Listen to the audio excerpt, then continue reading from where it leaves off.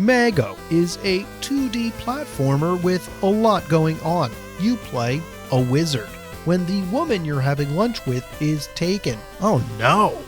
They're going to cook her for lunch. What a turn of events! I suppose you're going to have to save her because you start going after her through this very weird world.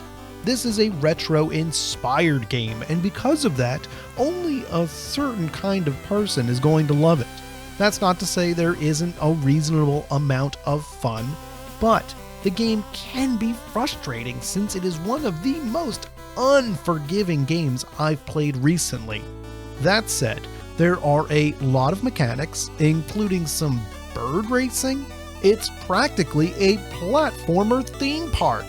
We'll talk about all of that today. Usually I elaborate on the story, but saving a woman is enough to cover it.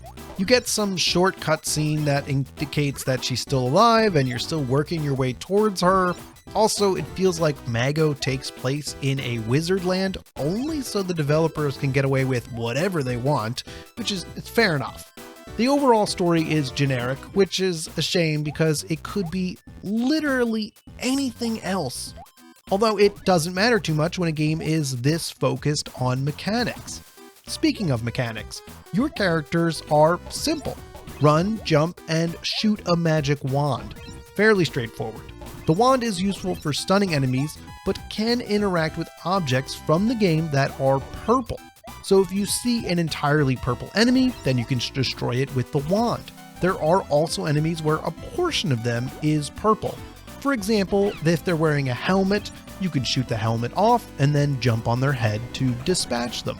It can be confusing though, because some enemies you have to jump on them to kill them, but others, you only have to shoot their purple area a few times. Sometimes I have to feel it out, which involves taking damage just so I can figure out what the heck the game wants me to do. Anyway, Mago goes to many worlds, but there's one thing that's the same in all of them. Plenty of ways to die. Ample enemies and endless pits of death, including this very tiny boat that will ferry you across poison water. That water is instant death, which can be frustrating. I hate instant death, but it's especially bad here when the boat is so tiny. You can see the floating enemies above the boat, and if you hit one, you have no chance to recover, and then it's instant death again. On its own, this isn't bad, but it builds upon how unforgiving Mago is. Besides all the deadly stuff, Mago introduces new mechanics all the time. Like I said before, you can turn into a bird and do a race, as you're watching right now on the screen, or turn into a bird and snowboard. It's incredible how much content is in this game. Shoot ice from the ceiling to make a platform while dodging enemies that come flying off the screen? Sure, we've seen it all before, but having it all in one game is extravagant. Another thing to note are the bosses. They are tricky and have a unique mechanic that shouldn't be surprising. So you're never sure what you're walking into. You're trying to learn all the mechanics and phases. Good thing you can keep trying. Definitely one of those things where you're probably going to need a little practice with a few attempts to get past it. I did really enjoy these bosses though. I appreciate everything Mago has. Getting to a new area doesn't mean a simple palette switch or even just some new graphics. It's as if you've been transported to an entirely new game, but nothing is fully explored. It's used for a few levels and then tossed in the bin. It's almost like watching a YouTube video with a lot of jump cuts, you know what I mean? Now, I initially thought Mago was easy. The first level is very deceiving. Also, the very beautiful pixel art with a cheery color palette, but it's a front for a sinister game. I'm kidding. The game is challenging though, partially because of how many enemies there are and how the levels are arranged, but also partially because of how unforgiving Mago is. The hitbox for the main character is pretty big, and you can try and jump on an enemy only to land a few pixels too short and take damage. It feels cheap. I'm above the enemy, just let me hit them please. There's no modern day conveniences, which for some, like me, will make you want to put down the controller. This combined with the fact that checkpoints are spaced a little too far away for how big the levels are, and you have the opportunity to replay a lot of the level over again. That's just about the least enjoyable thing I can think of right now. I replayed sections over and over, only to find the checkpoint was just slightly past where I was dying. I can appreciate a hard game, but this hits me harder than others do. Moving on.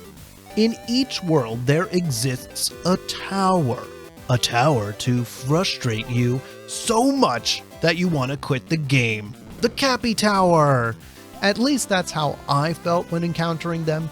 Others on Steam had other opinions, they actually kind of enjoyed it. The towers are composed of random minigames that you have to complete in under a certain time limit. The bad news is that they're in a random order and you must pay for the privilege every time you want to give it a go. You pay with your blue ball currency, although that currency is not difficult to get. Spending it to get in just doesn't feel good, and the price is pretty low, but since you'll be repeating this over and over again trying to figure it out, you're going to end up paying a lot. It just hurts emotionally. These are very difficult and feel impossible because you're never quite prepared for what's going to happen in them. Then, because of how unforgiving the game is, it doesn't feel great to play them. Take this one for example. Am I supposed to wait out the time limit and not get hurt? Or am I supposed to kill these things? I hadn't figured out how to kill them, and there's no indication what I'm supposed to do here. It was very frustrating. Mago has a free-roaming overworld, so you can walk up to stages and enter them. I didn't see any reason to play them out of order. Can someone tell me why all games feel the need to have an elaborate overworld? It looks cool, but seems like there's very little reason for it to exist. Maybe this is not the battle I want to be having, not the hill I want to die on, but too many games pour resources into a free walking level select, and it adds very little to their game. I don't want to crap on this part of the game too hard. It just feels like a game like this should have this kind of level select, and so that's why Mago has it. Let's not take anything I'm talking about here too seriously though. It's beginning to sound like a Pepp peeve. There is one extremely confusing part though. The villain is floating around and it's actually a good idea to play their level because it's an easy stage with a decent chest at the end. Why wouldn't I run into them?